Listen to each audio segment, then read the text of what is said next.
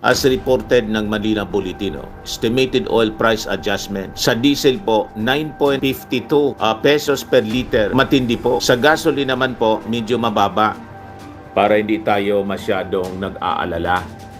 Information on the situation in Iran. At this point, the only reported casualty is the one that I reported last Sunday. Ipaabot ko din kung ano yung statement ni Sara Duterte. Tingnan natin kung bright yung kanyang suggestion o kanyang kaisipan in relation dito sa nangyayaring kaguluhan. Ito yung pinalabas kanina 4 hours ago. An appeal for the safety and convenience of all Filipinos. Nagbabagang mga balita at pagtalakay sa mga isyu ng lipunan. Bulsa! Opinyon, banat at paglalantad sa katotohanan. Bulsa! What you see is what you get. You decide. Dito muna tayo sa mga balita, mga kababayan. Ito kasi yung sabi dito sa report ng kalalabas pa lang Manila Bulletin. Heads up, motorists may face higher oil prices if current global market trends continue through the week. Ito yung estimated adjustment, mga kababayan. As reported ng Manila Bulletin, estimated oil price adjustment sa diesel po 9.52 pesos per liter. Matindi po. Sa gasoline naman po medyo mababa, 4.92 per liter ang inaasaha magiging adjustment po sa presyo ng petroleum. Kaya mga kababayan, kanina nagpa-press con para hindi tayo masyadong nag-aalala. Information on the situation in Iran and the surrounding countries that we just had a meeting with some of the members of the cabinet, the relevant members of the cabinet, to see what is the situation as regards, number one, the Philippine nationals that are, as you know, the millions of Filipino nationals that are in the area. And so the first concern that we obviously have is the safety of our people. And we, at this point, the only reported casualty is the one that I reported last Sunday. We are hoping that that will be the last of it. But of course, we are continuing to monitor yung ating mga embassy, lahat ng mga attaches natin ay patuloy na umiikot at kinokontak yung ating mga Filipino workers sa iba't ibang lugar. At dahil ito ay hindi madaling gawin dahil as you know, patuloy ang pagbobomba ng mga area na ito. At nagsasagutan na Iran, binobomba sila ng Israel, ang Iran binobomba ng Israel at saka ng US. Ang Iran naman ay sumasagot at kung saan-saan na lumawak na ang mga area na tinatamaan ng mga missile na mga bomba ng Iran. At yung mga sinasabi nating hindi apektado noon, medyo tinamaan na ngayon. And that is why we meron tayong mga pinaplano dapat na mga ruta kung saan natin mailabas ang ating mga kababayan, mga foreign overseas workers. Ngunit yung mga rutang yan ay sumara na dahil nung una hindi naman sila binobomba, ngayon binobomba na. So very very fluid ang situation, kaya patuloy namin i-monitor. We are in continuous contact, constant contact with our labor attaché, of course our ambassadors, our labor attachés and our defense attachés para malaman kung ano ba ang sitwasyon. Unang-una, meron na tayong mga request na for repatriation. Halo-halo ito. Meron dito yung talagang pauwi na, natapos na ang kanilang trabaho, natapos na kanilang kontrata, pauwi na dapat sila talaga. Yung basically dahil nagsara lahat ng airport, walang lumilipad na eroplano, na-stranded sila. At yung isang grupo naman ay yung mga tiga doon na gustong lumabas at umalis doon sa danger area. So as of early this morning, 10 ang gusto magpa-repatriate from Iran. Ang pinakamarami from Israel, 297, 22 from Jordan, 231 from Bahrain, 586 from Dubai, 270 from Abu Dhabi. Altogether, that's 1,416 Filipino nationals who have requested repatriation. Ito ngayon ang problema. Ang problema, walang lumilipad na eroplano. At yung mga airport ay tinatamaan na. We have heard reports. So may nagre-react, sabi diyan, not interested to Bangag administration. So gusto ninyo ipalit na si Sara. Ang tanong ko sa inyo, mga kababayan, anong gagawin ni Sara? Papalipad siya ng eroplano? I appeal to you people, lalo na ito mga DDS, na we have to unite. Sa panahon po ng krisis, wala muna tayong politika. Yun ang dapat na ginagawa natin. Kung ganyan yung pag-iisip ninyo, I challenge you mga DDS, lalo na yung mga OFW yung mga DDS. Pag halimbawa may repatriation po, magpaiwan po kayo dyan. Huwag kayong mag-avail ng serbisyo ng sinasabi niyong Bangag administration. Tingnan natin kung hindi kayo dyan malibing in the Middle East. Huwag ganun po. Masyado ng kasuklam-suklam ang pag-uugali ninyo po ng mga DDS. So tingnan natin, kinakasuklam ninyo yung ating Pangulong Bongbong Marcos, mga DDS, o ngayon, pag halimbawa may evacuation, repatriation na gagawin, magpaiwan kayo. Hintayin ninyo si Sara na makaupo muna before kayo na mag-avail ng serbisyo ng gobyerno. Tama? Tingnan natin kung hindi kayo dyan malibing ng buhay sa gulong ito. At anyway, siguro malapit na yung tribulation, World War III. So kanya-kanya lang tayo ng tago in case. At least itong sinasabi ninyong bangag na presidente, may pagmamahal sa ating bayan, may pagmamahal sa ating bansa. Of attacks on different airports around the region, generally this is by Iran.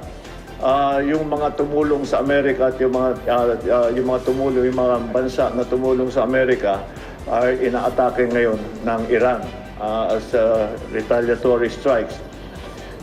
Kaya very fluid ang situation. Ang assessment namin is delikado siguro magpalipad. Kahit na kaya nating magkumuha ng eroplano at ipasok, wala tayong magagawa. Kita mo na?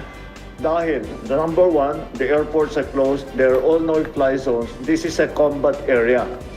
And tanong ko, anong gagawin sa panahon na to? Bakit hindi gumawa ng sarili niyang evacuation plan si Sara? O diba? Ano yung suggestion niya? Anong plano niya? Ilatag niya ang plano. Kung ayaw niyang makipagtulungan sa ating presidente kasi mas magaling siya, di gawin din niya yung gusto niya. Diba? Gusto niyang sunduin yung mga OFWs habang lumilipad yung mga warplanes at lumilipad yung mga missiles. Gawin niya. Masyado kayong nagmamagaling. O kayo na mga DDS, anong suggestion ninyo? Sige nga. Ano gagawin ninyo sa gitna ng gira? Anyway, balikan natin yung ating Pangulo. ang kinakatakutan ko sa lahat ay yung nangyari. I'm sure nabalitaan ninyo lahat. 3 fighter jet ng Amerikano ay pinabagsak ng Kuwait by accident, by mistake. So, kung commercial airline, baka magkamali din. So that's what we are worried about. So siguro yung pagpalipad ay hindi muna natin gagawin.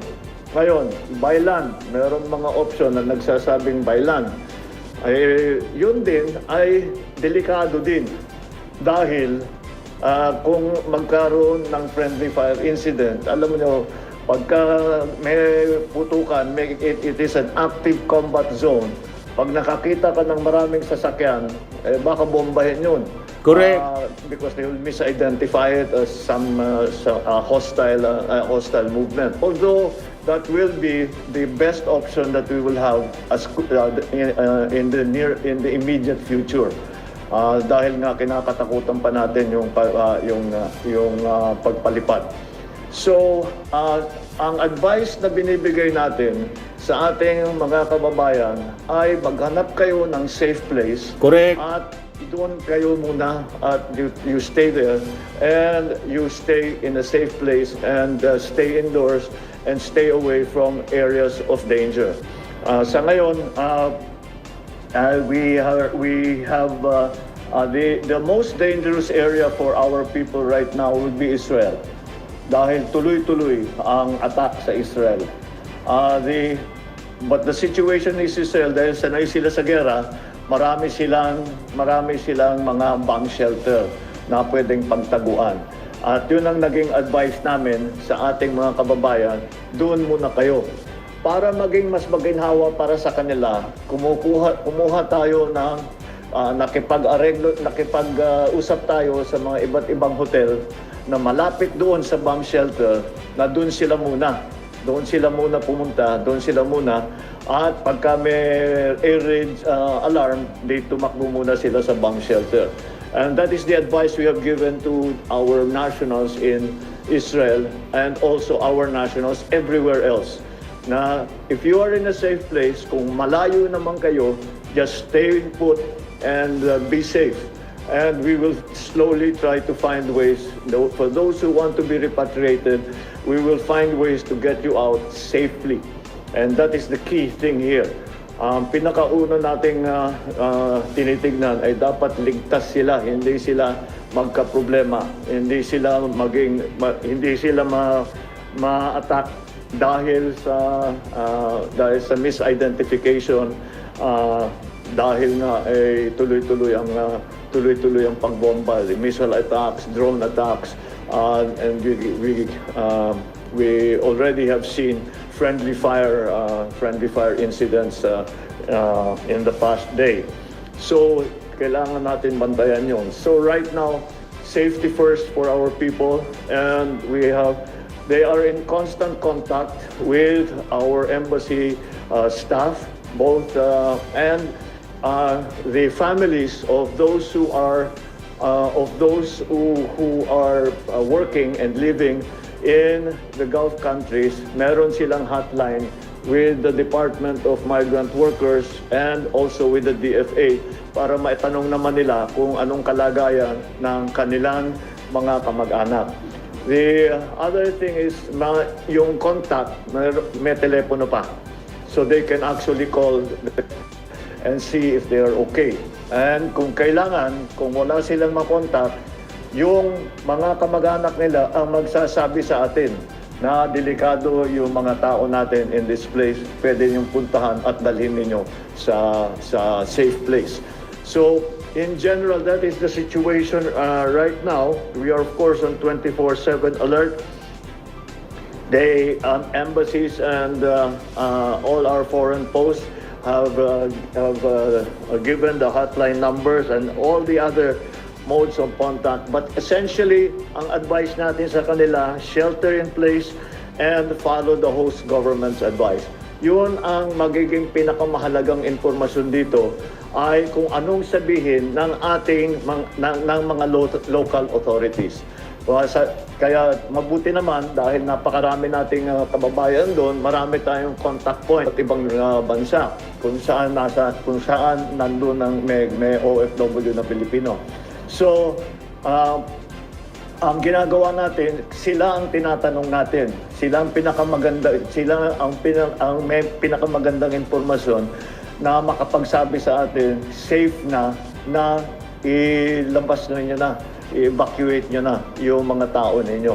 And what means of evacuation that will be, and where, kung saan idadaan ang ating mga kababayan para sila ay malagay muna sa safe place at eventually maiuwi dito sa Pilipinas. So, these are the plans that we have to in place. Maglalagay na sana tayo ng mga quick response team doon sa mga crossing area. Pero kagaya ng nasabi ko, yung mga crossing area, kung maalala ninyo, halimbawa, remember when the Hamas attack was done in Gaza, dinaan natin sila sa Rafah crossing, nagpunta sila sa Egypt. Ngayon, ang karamihan ng mga Pilipino ay in Israel are in Tel Aviv. Malayo na yun sa Rafah crossing, so we have to find other ways. So sa ngayon, we are depending on the advice that will be given to us by the local authorities in the place where our nationals, where our people are. And that is what we are hoping we will be able to determine, to assess when it is safe for us. We already are collecting assets, mga bus, mga sasakyan. We are already collecting those assets para pagbigyan tayo ng kahit counting window. Sabihin, meron kayong 3 oras. Ready na tayo para mailabas na kagad sila. O yung mga kababayan natin, there's another thing that we're doing. Yung mga kababayan natin, mga workers natin na nasa areas kagaya ng mga oil refineries sa Saudi. Oil refineries have now become a target. Correct. Maraming Pilipino Tinarget doon. po yun sa So in the other Aramco. places that are danger areas where there are plenty of Filipinos, nilalabas din natin sila doon to bring them to a safer place. So yun ang ating ginagawa for now within the area. Mahirap pa talagang pumasok at lumabas doon sa area na yan dahil ang lumilipad lang ngayon ay ang mga fighter jet at saka drone at saka missile. Kaya it's not a place that you would want to put in a civilian aircraft to take out our nationals. But as I said, the situation is changing by the minute, by the hour. Kaya we just have to be in very good and close contact with the local authorities so that they can give us. But we are also talking to our friends in the United States, our friends in Israel, so that they can give us an idea. Hindi sila magsasabi kung ano yung gagawin nila, pero they can give us advice. Huwag kayong munang papasok dito sa lugar na ito dahil magulo pa dyan. Huwag kayong papasok. O dito, medyo safe na dito, etc. So lahat ng ating kayang kausapin para magbigay ng impormasyon sa atin para naman maging safe ang ating mga kababayan ay ating ginagawa. So tama yung ating The other aspect Pangulo. that we met about today was about the economic impact that this will have on us. As you can imagine, the prices of oil have already taken a adjustment upwards.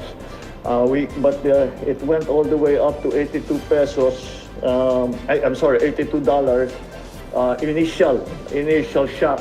Pero they closed out at 76.50. So nag-adjust na pababa. So that is expected. First of all, let me assure everyone that we have sufficient supply of oil. Meron tayong stockpile that are approximately 50 to 60 days in terms of gasoline, in terms of fuel oil, and in terms of kerosene. So that is let me immediately allay the fears of everyone that our supply of oil-derived product, oil products, oil-derived products, even fertilizer is something that we had to look at, and we have sufficient supply. Let me look at the precise numbers. Our stockpiles are diesel, we have 50.5 days. Fuel oil is 51.5 days. Gasoline is 51.5 days. Kerosene, we have 67.5 days. Jet fuel A1 jet fuel 58 days. LPG is 29 days. So we are okay for that period of time. Ngayon, to further provide the supplies of these oil products, ay yung ating mga pinagkukuhanan ng ating mga iba't ibang oil products ay meron din silang stockpile. So, hindi pa yun, hindi lalabas, hindi pa nila ina-export. So that is another potential supply for us.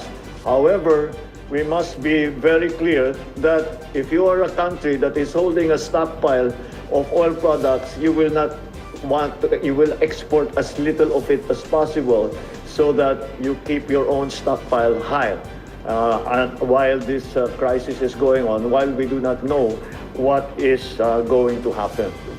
However, beyond that, of course, there will be a great effect on the oil prices that we are facing here. We have already seen the reaction on oil products, sa crudo, sa gasolina, sa LPG, at naramdaman na kagad, and that's again expected. So we have put together some scenarios. We cannot know. We have heard many estimates kung gaano katagal ito. Ang naririnig natin coming out of the United States is 4 to 5 weeks. Hopefully, it will be less. And hopefully, before the 4 to 5 weeks, the level of intensity of the fighting will come down. In other words, the commerce will proceed in a more or less normal way, number one. And secondly, that the oil production will start to normalize. And hopefully, of course, this is our hope, sooner rather than later, that this will happen. However, in the scenario that Dubai crude it comes between between $80 and $90 per barrel, and this lasts for 2 months, we have identified, and assuming that Iran exports continue, although I don't think that is a fair assumption anymore, because that's going to be the first place that people will the attacks will occur. So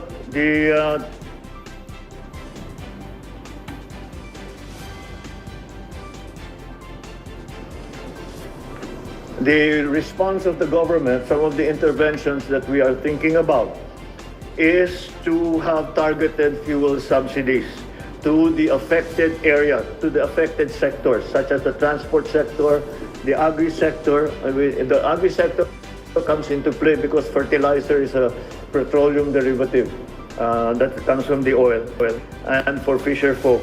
As soon as oil prices breach $80 per barrel, meron na tayong gagawin, and we will use several of the funds. We will use the funds. For example, we will use the Pantawid Pasada program and the subsidy for farmers and fisher folk. We are also trying to look at the possibility of easing the transport cost burden to the to workers, for the traveling public, providing maybe no fare bus rides along major routes, and maybe to hold fares down on the transport, our public transport facilities. And of course, we are now going to look for whatever subsidies we will need to provide, so that hindi naman masyadong maramdaman ng working public ang pangyayaring ito. There is also a proposal that we will examine further. I am going to talk to the leaders in both the House and in the Senate to maybe this is not yet a sure thing, but this is something that we are discussing, and it could be helpful, is to give me, the President, the authority to reduce excise tax on petroleum products should Dubai crude exceed $80 per barrel. And that wala pa tayo doon. But if in case that happens, then maybe this is something that we will have to. This is one tool that we will have to have. So I will discuss it with the leadership of Congress and to see it is going to be an emergency measure. It is not going to be a permanent measure. It will be something that we will dispose of as soon as the crisis is over. And there has been a coordination between the Department of Energy and the oil companies that whatever price increases they are going to institute, that they be done in a staggered manner. Huwag bigla, para hindi naman biglang tataas ang presyo ng petroleum products ng langis. Ito ay yung mga produkto na ginagamit ng taong bayan ay dahan-dahan lang paaakyatin, and that will hopefully become a little bit less less of a problem to the working public. The other area that we looked into are what will be the effect on the remittances, because this is something that will affect the families of those that are remitting funds from our workers in this part of the world. Karamihan ng remittances natin ay talagang diyan galing. Yan ang pinakamalaking working group natin na nandun na hindi nila kasama ang pamilya nila kung hindi nagre-remit ng pera dito sa Pilipinas. It's a bit of a mixed bag in the sense that the remittances, if we again, it's very, very hard to make an estimate. Right now, most of these places, I would estimate, Sec Hans, would you estimate how many of the workers that are in the Gulf countries are presently working normally? Just a rough I estimate. would say a substantial number, maybe around 80-85%, Mr. That's President. what I'm getting. More or less 80 to 85%. Sinasabi nila, ang report nila sa amin, nagtatrabaho pa rin sila, na pumapasok pa rin sila. Kung hindi sila makapasok, meron silang mga work from home. So yun ang yun ang naging effect doon sa workforce natin sa iba't ibang lugar. The other effect of the other statistic which will have an effect on remittances is going to be the exchange rate between the dollar and the peso. So we will just have to watch that very, very closely and to see what the effects are. And that's why tawag ko mixed bag, halo-halo talaga. May maaakyat, may bababa. Kasi kung umakyat ang peso, lumalaki ang remittance. Pero kung bababa naman, ang actual na dolyar na pinapadala dito, di bababa. We don't know where that balance is going to end as of now. So we are watching it very closely. And for those who are interested, there is some sensitivity analysis that we have done what the effect is per $1 of per barrel cost will be, and what the effects will be on inflation, what the effects with the debt is here. Sec Arce has provided us with some numbers, but these are very rough estimates on how it will affect the economy. So right now, again, the problem that we have is that it is a very fluid situation. Now is a very volatile situation. The information that we are receiving is limited, as you can imagine, as it is a war zone right now, and so we have prioritized, of course, the safety of our people who are in the war zone. Number one, that's always the number one priority. And secondly, after that, what the effects will be to the working public here in the Philippines, and what are the interventions that the government can take up. which I have laid out for you in a general sense. So we will have more I think each of the departments will, as we find out more, which of the departments all the departments will be able to give you a more detailed, analysis of what we have. But again, please understand that itong mga numero na sinasabi natin ay hindi pa tayo nakakatiyak dahil hindi natin nalalaman kung gaano katagal pa lang mangyayari ito, gaano katagal pa bago babalik, gaano katagal pa yung presyo ng langis ay wala tayong control, and as you well know, paano ang galaw niyan, saan pupunta yan. Ay kasama na rin dyan kung anong level ng dolyar. Yung peso naman di gumagalaw as of now, pero ang dolyar ang tinitingnan din natin because they are all our remittances are being sent to the Philippines in dollars. Okay, so that's the general gist of it.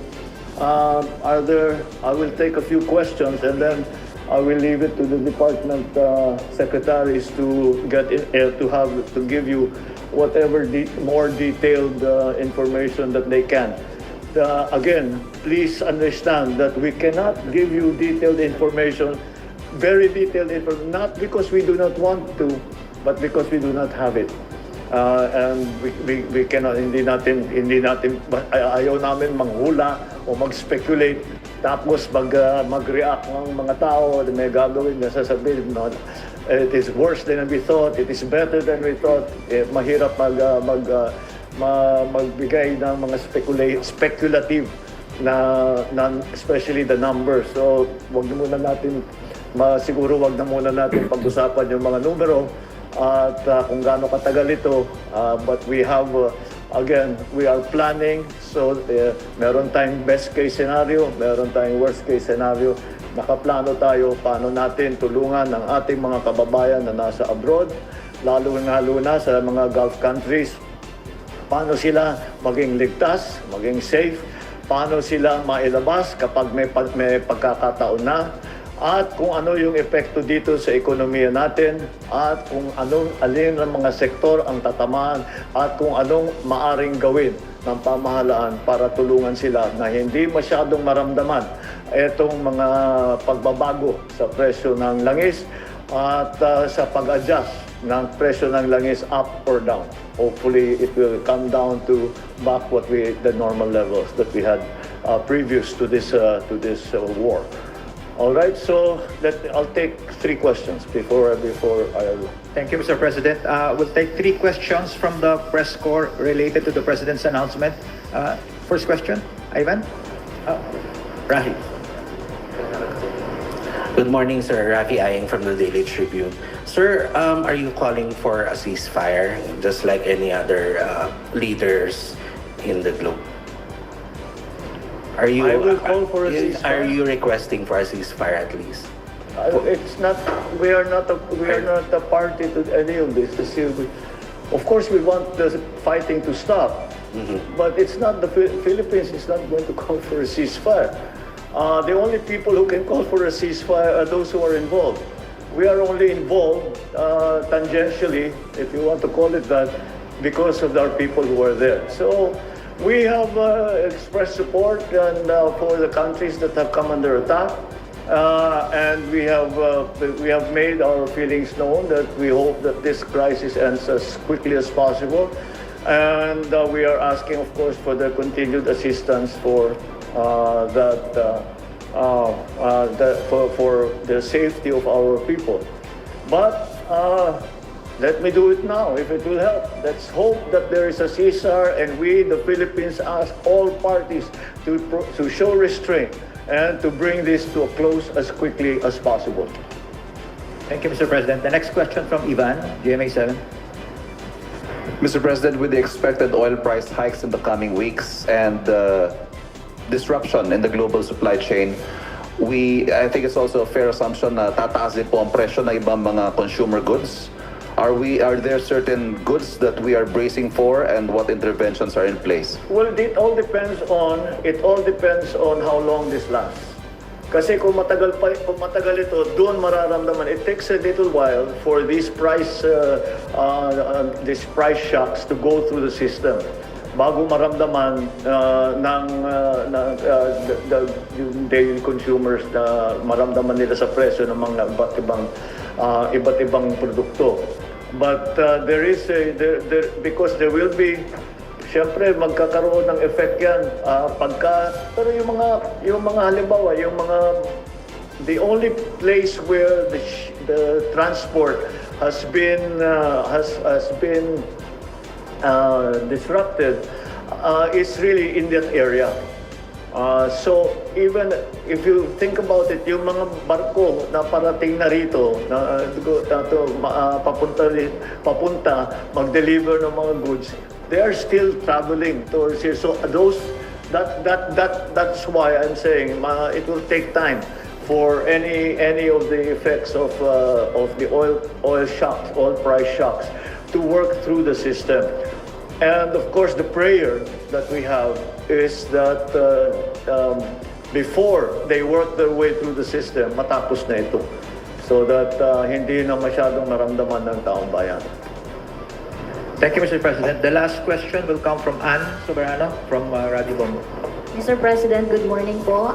Mr. President, kung magtuloy-tuloy po ang pagtaas ng presyo ng crudo sa world market dahil sa tensyon sa Middle East, ano po ang contingency plan ng gobyerno sakaling magpatuloy ang pagtaas ng presyo ng crudo sa world market? Nabanggit nyo rin po kanina na magbibigay din po kayo ng subsidy sa fuel assistance sa mga sektor ng transport and agriculture. So sa harap po nito, Mr. President, posibleng sustained oil price shocks, paano po babalansehin ng inyong administrasyon ang energy security, price stabilization at fiscal sustainability? Well, I explained a little bit kanina na naipaliwanag ko na ng kaunti yung aming na mga intervention kung tawagin. Kapag ito ay ang presyo ng langis ay lumampas na sa $80 per barrel. So, yun na nga yung sinasabi ko, mag-provide tayo ng subsidy para sa ating mga sektor, sa sektor ng ekonomiya na talagang maapektuhan, na mabigat. At yun ang nabanggit ko ay number one, of course, the transport sector, at saka ang ating lahat ng gumagamit ng langis, but and that is of course that goes to everybody, but depending again on the price increases or decreases and the adjustments that will happen and how long those prices will be sustained or will last. Depende yan kung matagal. Kung masyadong matagal, iba yung gagawin natin. We are already looking into adjusting hopefully the excise tax on fuel, on the other elements na financially magagawa natin to lower the prices of other goods. But even in the worst case scenario, I think that we will be able to provide at least some support to those critical sectors, and I hope that this is something that we will not have to do. We are still hoping and we are still praying that this doesn't last too long, and I hope and pray that our people will remain safe and that we will be able to weather this very difficult storm that is become global in scope. Kaya't marami naman tayong hinahanda kung ang ating panalangin ay hindi mapabigyan at talagang patuloy pa rin ang labanan. Marami naman tayong mga interventions.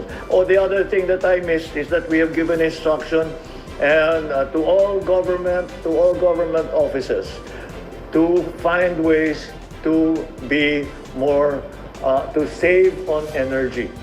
that applies, ito, panawagan ko na rin ito sa taong bayan. Maghanap tayo ng paraan upang mabawasan ang ating paggamit ng lahat ng mga sources of energy natin. Ito ay hindi pa, kagaya ng sabi ko, sapat naman ng supply natin. Ngunit ay baka sakali, ito ay kakailanganin natin gawin ito upang mabawasan nga ang pagbayad dahil tataas na ang presyo. At hindi lamang sana sa government offices, but we have issued a directive to all the government offices to find ways to find ways to save energy in every ways. Yung mga unnecessary travel, yung mga carpooling, yung mga bagay-bagay na ganyan. And these are things that that the general public can do. We encourage the use of public transport, private vehicles. Punuin naman ninyo yung sasakyan ninyo. Huwag yung isang tao lang ang gumagamit. All of these things can come together. We will give further guidance in terms of that. We'll give further guidance. We will make public service announcements to make suggestions to people kung ano yung pwede pa nilang gawin para mabawasan ang kanilang paggamit ng energy. So that is the situation as we have it right now. Thank you all for coming in on this for this very rapidly called press conference. Magandang umaga. Thank you very much, Mr. President.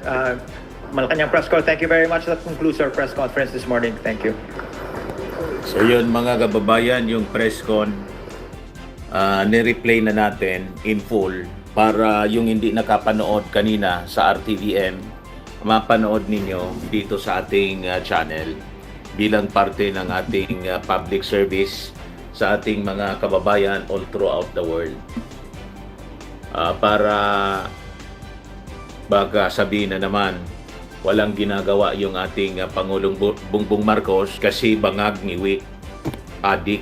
Ito yung announcement ng DOE. DOE warns of weekly oil price hikes as oil prices soar. So every week, hanggat mga kababayan, hindi pa natatapos yung gira that will last for 4 to 5 weeks. Sabi yan ni Trump, or more. So pwedeng tumagal hanggang 1 buwan, 2 buwan, maybe. Depende sa development doon mga kababayan sa Middle East. So baka naman yung gira sa Middle East, yung paglusob ng Israel at saka ng Amerika sa Iran, isisi ninyo sa ating Pangulong Bongbong. Ngayon, para masaya yung mga DDS, ipaabot ko din kung ano yung statement ni Sara Duterte.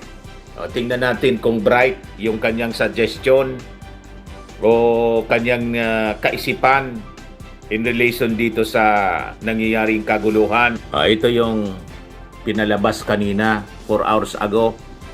An appeal for the safety and convenience of all Filipinos, sabi po ni Sara Duterte. Sabi niya, due to the recent rise in fuel prices and the serious concerns about air and noise pollution, I am appealing to people to reconsider organizing motorcades and vehicle caravans, parades as a form of protest. Ayusan niya, Mr. Maravillas. Ito yung pinagmamalaki nilang gusto nilang iupo na bilang presidente. I am appealing anya to people to reconsider organizing motorcade and vehicle caravans, parades as a form of protest. These events not only lead to higher fuel costs but also worsen air pollution and increase traffic congestion, causing significant inconvenience to everyone.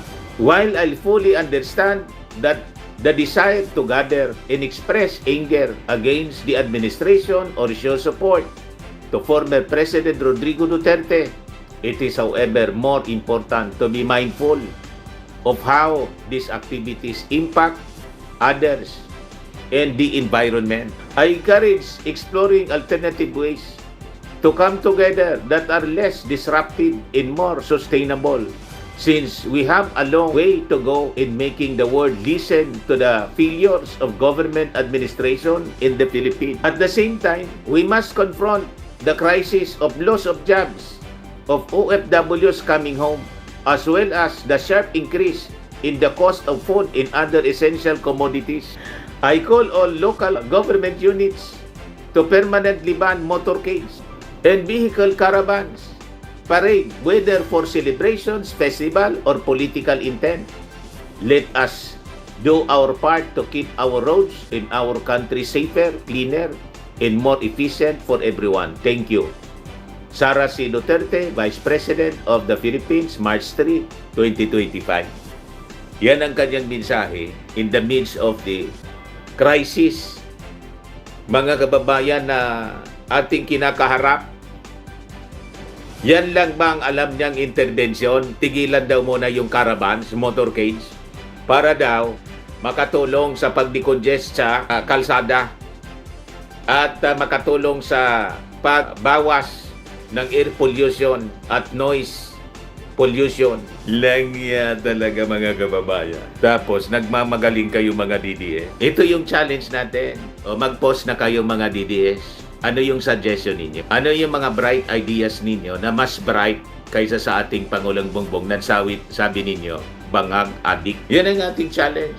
Breaking news. Al Arabiya, the Mossad and Israeli Special Forces carried out ground operations in Iran. May ground operation na, mga kababayan. Sa bagay, sa Iran, konti lang naman yung mga OFWs doon. So, we have to follow the protocol and the local advice ng mga authorities doon. Pag pumasok ka doon para iligtas yung mga kababayan natin, baka yun na yung katapusan ninyo. Na-hostage pa kayo ng mga kung sino doon. Kasi active na rin po yung yung Hamas at Hezbollah, active na rin po. Sumama na sa gira. Kung ma-hostage kayo noon, lumabas kayo. So mas ligtas, tama yung ating Pangulo. Mas ligtas na you stay there. Total lunar eclipse.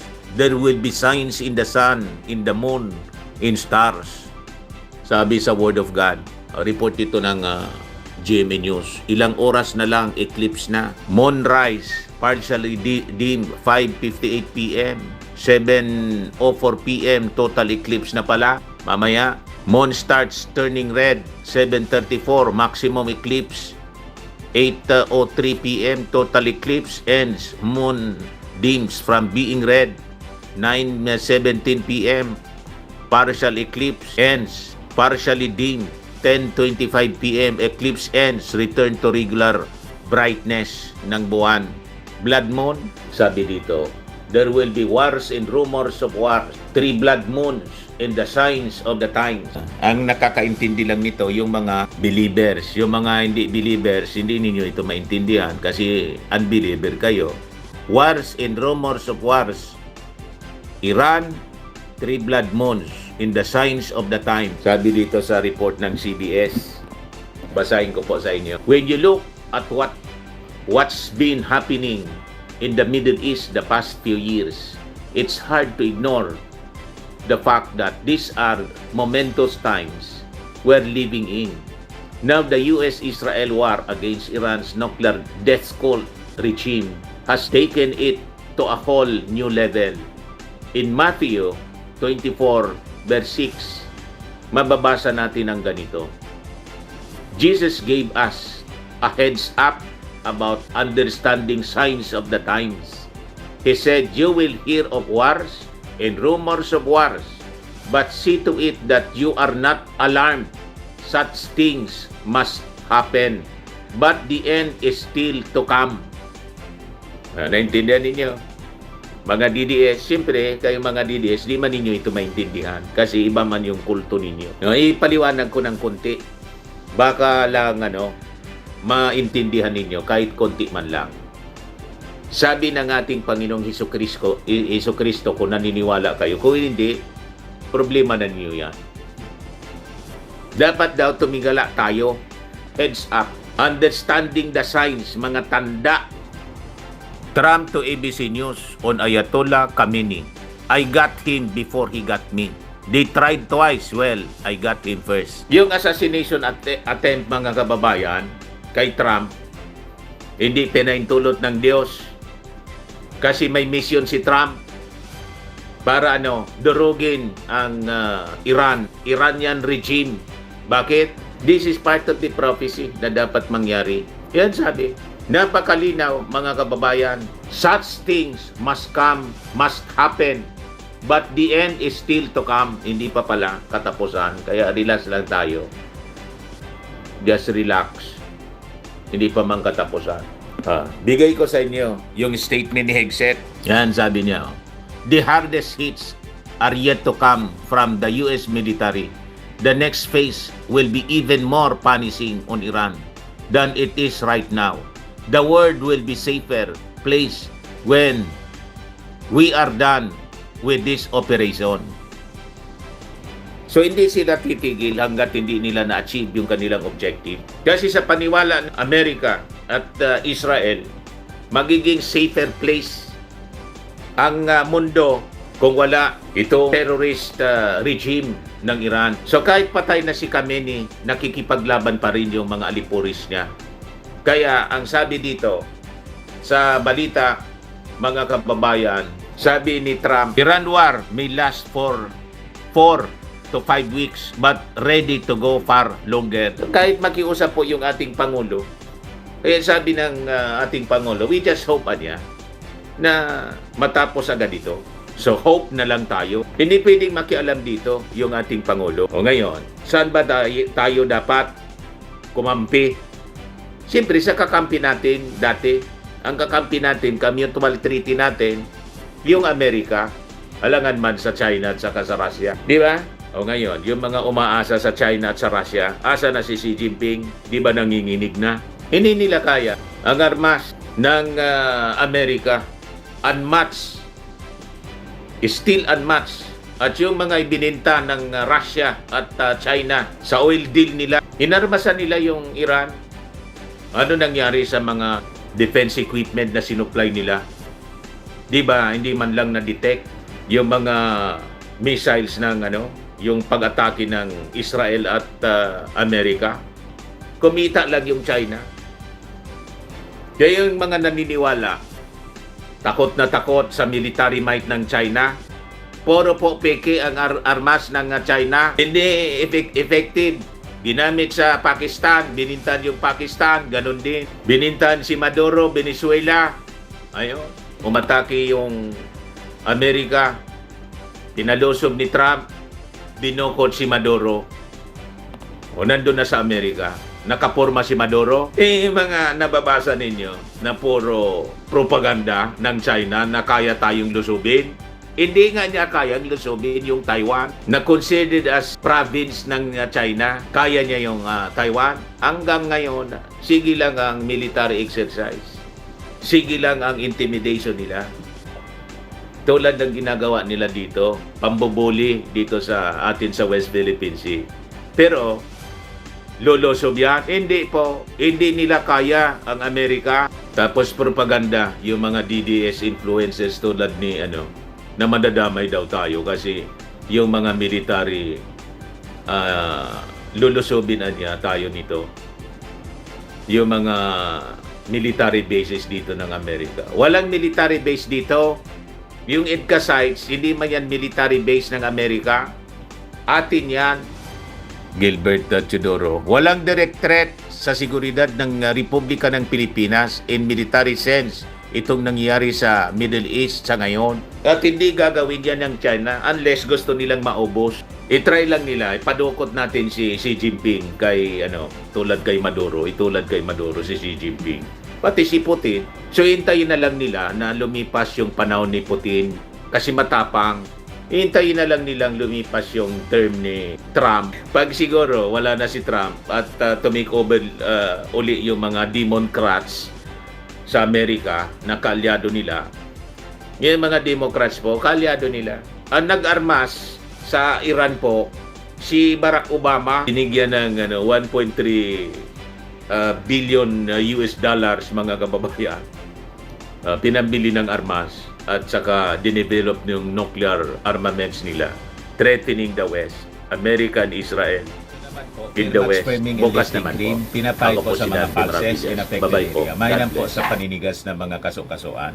Ito naman po, Automax Radiant Serum. Sa mukha naman yung application. Anti-aging po siya. You will look 10 years younger than your age. Sa mga cancer patients naman po, baka lang gusto ninyo itong itry. Neng siya red mix fruit drink.